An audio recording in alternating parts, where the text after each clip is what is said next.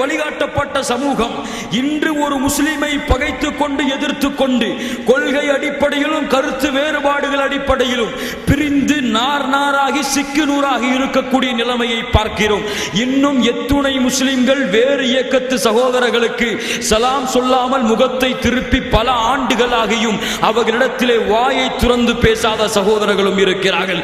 அவர்கள் அல்லாஹ்வை அஞ்சிக் கொள்ளட்டும்.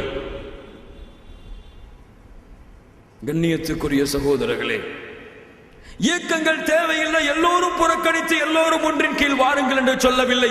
அது நடக்காத ஒரு காரியம்தான்.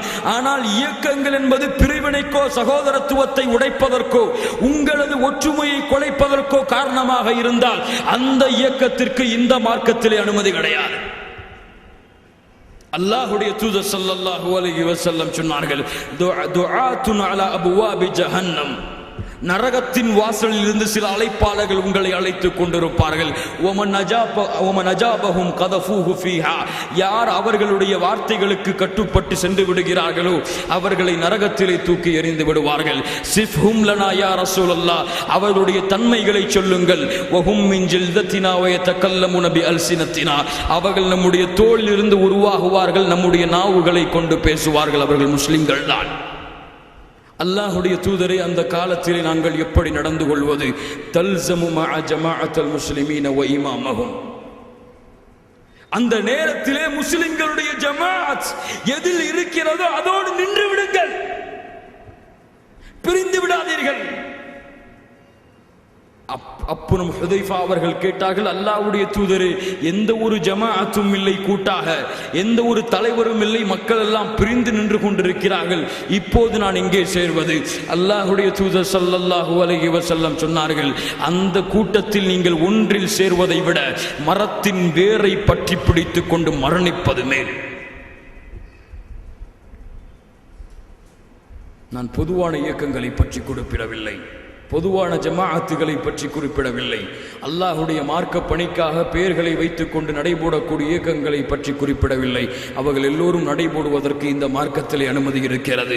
ஆனால் எந்த ஒரு இயக்கம் முஸ்லிம் ஜமாஅத்தை கெடுக்கிறதோ, முஸ்லிம்களுக்கு மத்தியிலே பிரிவினையை சகோதரத்துவத்தை உடைக்கிறதோ, கொள்கை அடிப்படையில் ஒன்றாக இருந்தாலும் கருத்து வேறுபாடுகளால், குர்ஆன் சுன்னாவிலே ஏற்படக்கூடிய சிறிய கருத்து வேறுபாடுகளால் தங்களிடத்திலே பிரிவை ஏற்படுத்தி அவர்களை ஒதுக்கி விடுகிறதோ, அந்த ஒரு ஜமாஅத் இந்த மார்க்கத்திலே அனுமதி கிடையாது.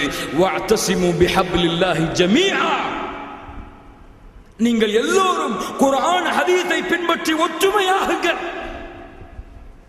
பிரிந்து விடாதீர்கள் உங்களுக்குள். அல்லாஹ் சொல்லுகிறான். பிரிந்து விட்டால் என்ன நடக்கும் என்று அல்லாஹ்வுடைய தூதர் ஸல்லல்லாஹு அலைஹி வஸல்லம் சொன்னார்கள், எதிரிகள் காத்து கொண்டிருப்பார்கள், பிரிந்தவுடன் ஒட்டுமொத்த சமூகத்தையும் தரைமட்டமாக்கி விடுவார்கள். ஆம், இந்த சமூகம் குர்ஆன் சுன்னா என்ற அடிப்படையில் அல்லாஹ்வுடைய வேதம், அல்லாஹ்வுடைய தூதருடைய வழிகாட்டுதல் இது போதும் என்று எப்போது குர்ஆன் சுன்னாவிலே ஒற்றுமையாகி தௌஹீதிலே உறுதியாகிய லா இலாஹ இல்லல்லாஹ் என்று ஒரே நேர்கோட்டிலே இருந்து கொண்டு ஒரு முஸ்லிம் சமூகம் குரல் கொடுத்தால் அந்த குரலை 7 வானத்திற்கு மேல் இருக்கக்கூடிய அர்ஷின் அதிபதியான அல்லாஹ் கேட்டு உடனடியாக பதிலளிப்பான். அதுவரை அல்லாஹ்வுடைய உதவி இந்த சமூகத்திலே வராது.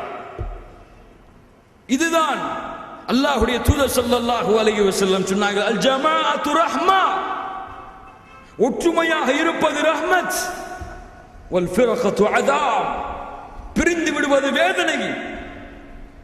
அல்லாஹ்வுடைய தூதர் ஸல்லல்லாஹு அலைஹி வஸல்லம் சொன்னார்கள், என்னுடைய சமூகம் 73 கூட்டங்களாக